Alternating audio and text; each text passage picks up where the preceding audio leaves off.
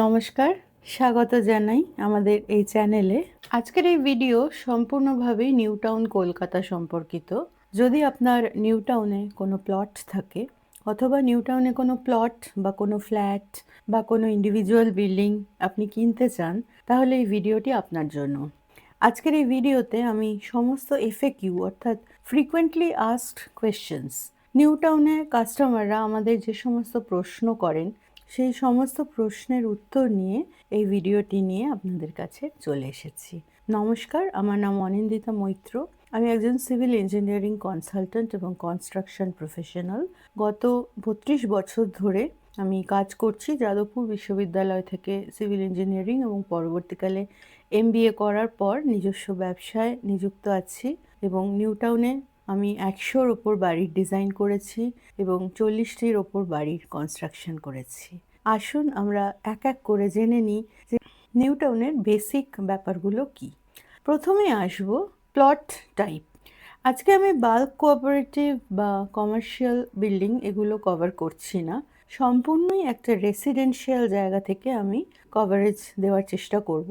যে residential plot অর্থাৎ 8 জনের কোঅপারেটিভ এবং ইন্ডিভিজুয়াল বিল্ডিংয়ের প্লট, এগুলো কি কি ধরনের নিউ টাউনে অ্যাভেলেবল। প্রথমত ইন্ডিভিজুয়াল প্লট রয়েছে 3 রকম: 2.25 কাঠা, 3 কাঠা এবং 4.5 কাঠা। এবং কোঅপারেটিভ প্লটও রয়েছে 3 রকম: HIG, MIG এবং LIG।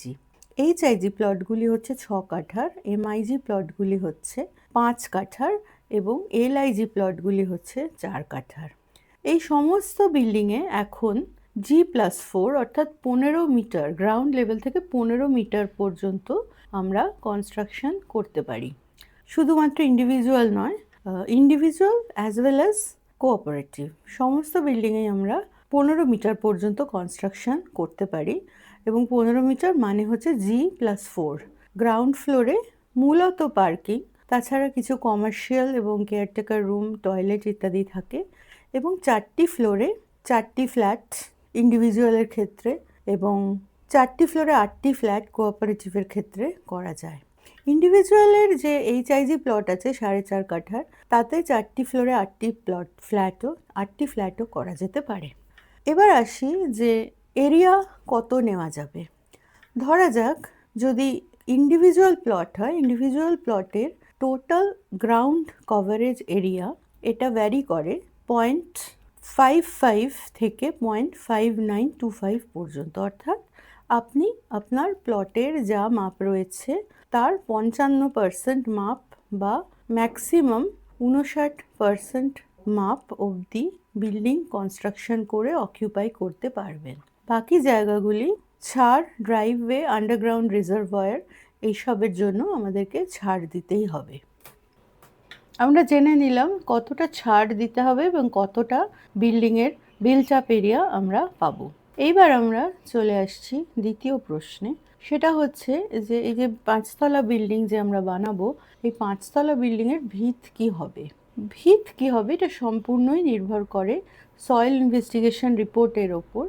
এবং এই যে সয়েল ইনভেস্টিগেশন বা জিওটেকনিক্যাল রিপোর্ট, এটা কিন্তু ম্যান্ডেটরি নিউ টাউনে যে কোনো বিল্ডিংয়ের স্যাংশন পাওয়ার জন্য। সয়েল ইনভেস্টিগেশন করে তার রিপোর্ট থেকে বোঝা যায় যে কী ধরনের ভিত আমরা এই বাড়িতে দেব।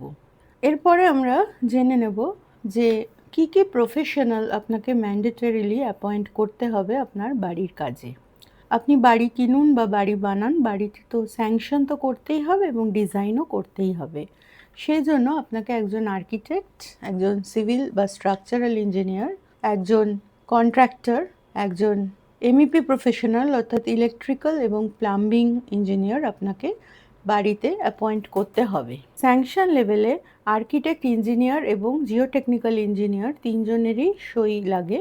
এবং সিসিতে এই 3 জন ছাড়াও প্লাম্বিং এবং ইলেকট্রিক্যাল যে প্রফেশনাল আছে তাদেরও সই লাগে। এরপর আমরা কথা বলবো বিল্ডিং প্ল্যান অ্যাপ্রুভালের যে প্রসেস আছে সেটা নিয়ে। প্রথমত আপনার বিল্ডিং সয়েল ইনভেস্টিগেশন রিপোর্ট পাওয়ার পর আপনি একজন আর্কিটেক্ট এবং সিভিল ইঞ্জিনিয়ারকে অ্যাপয়েন্ট করেন এবং আর্কিটেক্ট আপনার বিল্ডিংয়ের প্ল্যান এবং এলিভেশন তৈরি করেন। প্ল্যান অর্থাৎ ফ্লোর প্ল্যান, ফ্লোরে কী কী থাকবে, কী ঘর থাকবে, টয়লেট থাকবে, ব্যালকনি থাকবে ইত্যাদি। এবং এলিভেশন অর্থাৎ বিল্ডিংটা সামনে থেকে দেখতে কেমন হবে, নানা রকম নিয়ম মেনে এই ডিজাইনটা করতে হয়। এবং আর্কিটেক্ট সেটা করার পর সিভিল ইঞ্জিনিয়ার স্ট্রাকচারাল ডিজাইনটি করেন। স্ট্রাকচারাল ডিজাইন অর্থাৎ বিম, কলাম, ফাউন্ডেশন, এই যে সমস্ত আপনারা যে কম্পোনেন্টগুলো দেখতে পান, যে ঢালাই হয় যার মধ্যে লোহা দিয়ে, সেইগুলি এবং ব্রিক ওয়ার্ক, এই সমস্ত কম্পোনেন্টগুলো স্ট্রাকচারাল ইঞ্জিনিয়ার ডিজাইন করে দেন। সমস্ত কিছু রেডি করার পর ড্রয়িং তৈরি হয় এবং সেই ড্রয়িং এনকেডি এর কাছে জমা পড়ে। এনকেডিএ খতিয়ে দেখে যে ড্রয়িংয়ে কোনো রকম রুল থেকে ডিভিয়েশন রয়েছে কিনা এবং তারা অবজারভেশন পাঠায়। সে অবজারভেশনের বেসিসে হয়তো আর্কিটেক্ট বা ইঞ্জিনিয়ারকে কখনো কোনো কারেকশন করতে হতে পারে, কখনো নাও হতে পারে। যদি কারেকশন না হয় তাহলে তো ভালোই, আর যদি হয়ও আফটার কারেকশন এটা অ্যাকসেপ্টেড হয় এবং তারপরে একটা ডিমান্ড তৈরি হয়। বিল্ডিং স্যাংশন হওয়ার পর আসে বিল্ডিংয়ের কনস্ট্রাকশনের পর্ব এবং সেই সময় একজন কন্ট্রাক্টরকে অ্যাপয়েন্ট করতে হয়, সেটা আপনারা সকলেই জানেন। এবং under the supervision of engineer and architect সেই কন্ট্রাক্টরকে কাজ করতে হয় এবং বিল্ডিং কমপ্লিট হওয়ার পর আবারও সেটা এনকেডিএতে জমা দিতে হয় এবং এনকেডিএ সেটা খতিয়ে দেখে এবং ফিজিক্যালি ইন্সপেকশন করে বাড়িটা তৈরি হওয়ার পর, দেখে জানায় যে সব কিছু রুল অনুযায়ী হয়েছে এবং সেটার পরে তারা অকিউপেন্সি সার্টিফিকেট বা ওসি এটা তারা ইস্যু করে।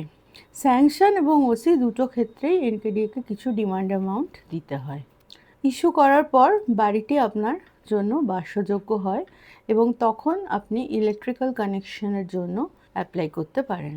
যখন কনস্ট্রাকশন শুরু হয় সেই সময় জলের লাইন এবং কনস্ট্রাকশন মিটার এই দুটোর জন্য অ্যাপ্লাই করলে এই দুটো কিন্তু পাওয়া যায়। কনস্ট্রাকশন মিটার অর্থাৎ কাজ চালানোর জন্য একটি মিটার দেওয়া হয়, যেই পাওয়ার ব্যবহার করে কাজ করা হয় এবং জলের একটি 10 mm ফেরুল এনকেডিএ থেকে বসিয়ে দেয়।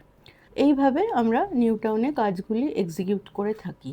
আজকের এই ভিডিওতে আমি কতগুলো বেসিক প্রশ্ন, যেগুলো সকলেই আমাদের করে থাকেন, সেগুলো সম্বন্ধে আলোচনা করলাম। আশা করি আপনাদের এই ভিডিওটি ভালো লেগেছে এবং এর থেকে কিছু তথ্য দিয়ে আমি আপনাদের সমৃদ্ধ করতে পেরেছি।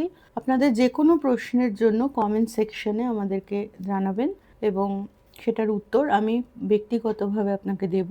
এবং আমাদের একটি ফ্রি গ্রুপ রয়েছে, হোয়াটসঅ্যাপ গ্রুপ, যেখানে নিউ টাউন সংক্রান্ত আলোচনা, তথ্য, নানা ধরনের আমরা নিউজ লেটার এবং বিভিন্ন ধরনের পোস্ট শেয়ার করে থাকি। যদি আপনি আগ্রহী থাকেন তাহলে কমেন্টে লিখবেন নিউ টাউন এবং আপনার ফোন নাম্বারটি শেয়ার করবেন, তাহলে আমি আপনাকে আমাদের হোয়াটসঅ্যাপ গ্রুপে জয়েন করিয়ে দেবো। আজকের এই ভিডিওতে এই পর্যন্তই। ভালো থাকবেন সকলে। নমস্কার।